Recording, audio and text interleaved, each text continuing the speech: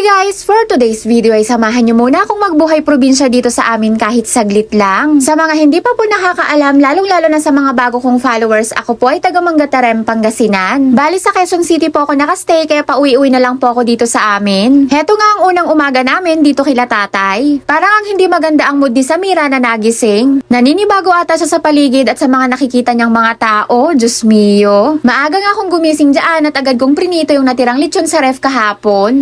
Talbos ko nga din ng talbos ng kamote yung isa kong pamangkin para kako may dagdag yung ulam namin. Sabi ko nga sabay-sabay kaming kumain ng almusal para naman bago kami umuwi makapag-banding na din kami. Sobrang namimiss ko din talaga yung ganito, yung sabay-sabay kaming kumain ng mga pamangkin ko at yung mga ibang kapatid ko. Lalo ngang masarap kumain dito dahil nga nasa gitna ng bukid yung bahay namin. Bali nga yung lechong manok na prinito ko ay ulam dapat kagabi nila tatay. Kaso nga lang ay napakaunti naman ng inulam nila dahil nga si tatay naghahanap ng inabraw. Diyos mio. Mas gusto pa nga din talaga ni tatay ang inabraw or dinengdeng kesa sa mga ganyang ulam. Sorry na nga agad kung kinagat ko nga lang yung sauce ng manok. Kami-kami lang din naman ang kakain at tinamad na akong maghanap ng gunting dahil nga nagugutom na din ako. At ayan nga ang pagsasaluhan namin yung prinito kong manok. Talbos ng kamote na isasawsaw sa dayap na may bagoong isda. At may ininit nga din pala akong Adidas na luto ng bayaw ko kagabi. At lahat nga yan ay mga pamangkin ko at yung isa naman ay kuya ko. Napakadami na ang apo ni tatay tsaka ni nanay. Yung iba ay binata at dalaga na. Kung mapapansin nyo guys at kung hindi naman ay sasabihin ko pa din, charis. Wala nga si tatay dyan dahil nga maaga niyang pinuntahan yung mga tanim niyang sitaw doon sa malapit sa may ilog. Hindi din kasi siya masyado kumakain ng kanin sa umaga. Madalas tinapay at kape lang, pareho sila ni nanay. At heto na nga guys at nagsimula na kaming kumain. Tignan nyo naman nakakamay kami lahat. Paglaking probinsya ka nga talaga ay ganyan. Pati nga ako hanggang ngayon ay dala-dala ko pa din ng mahilig magkamay na kumain. Diyos mio, kalalaki ng mga subo. Iba talaga pag marami kang kasabay kumain at ganito kaganda ang paligid. Mas lalo pa ang napasarap ang kain namin dahil nga nagprito ng tuyo si ate. Simut talaga ang kanin sa kaldero pag ganito ang mga ulam. Nang patanghali na nga ay dumating na rin si tatay galing ilog. Dito nga sila sa ilalim ng puno ng mangga tumatambay pag ganitong tanghali na. Napakainit kasi sa loob ng bahay namin lalo na't mababa lang din yung bubong. Tirik na tirik nga yung araw kaya maagang makakatuyo ng palay si kuya. Dahil nga naghahanap ng inabraw or dinengdeng si tatay pagluluto ko muna sila habang nandito pa ako. Kumuha nga ako ng ilang pirasong bulaklak ng kalabasa. Nagtalbos nga din ako ng konting saluyot. Hindi na nga masyado maganda yung dahon ng saluyot dahil sabi ni tatay hindi na panahon. Pinili ko na nga lang yung pwede pa. Pagkatapos ko ang magtalbos ng mga gulay, agad ko namang kinuha yung bunga ng ampalaya sa ref. Dahon ng saluyot, bulaklak ng kalabasa at bunga ng ampalaya ang aking lulutuin na inabraw. May mga tubig nga yung ref nila tatay dahil dinifrost ni ate dahil lilinisin niya bago kami bumalik ng Manila. At heto na nga, tapos ko na hiwa-hiwain yung bunga ng ampalaya. Nahimay ko na nga din yung dahon ng saluyot at yung bulaklak ng kalabasa. Dito nga ako magluluto sa lutuan ni tatay dahil may gasol siya. Kung mapapansin nyo guys ay may ilan-ilang lumilipad nga na mga langaw. May mga malapit kasi na poultry farm dito sa amin. Buti nga at konti lang yan pero may araw talaga na napakadami nila. Sa kahoy nga sana ako magluluto kaso nga lang sabi ni tatay nagugutom na daw siya kaya sa gas na lang ako magluto.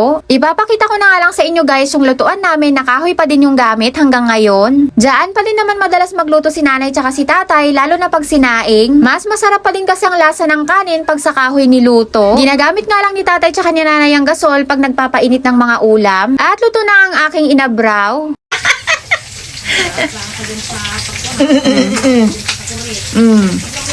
Kumita ka nga ron. Nalabo at matam no kasta? Nalabo at matam no kasta lang? Hamo makita yung cellphone, makita mat. Agsarmi ang nukwad data Agsarming ka no ka? ni Nga makikita mo tataro patatas. wen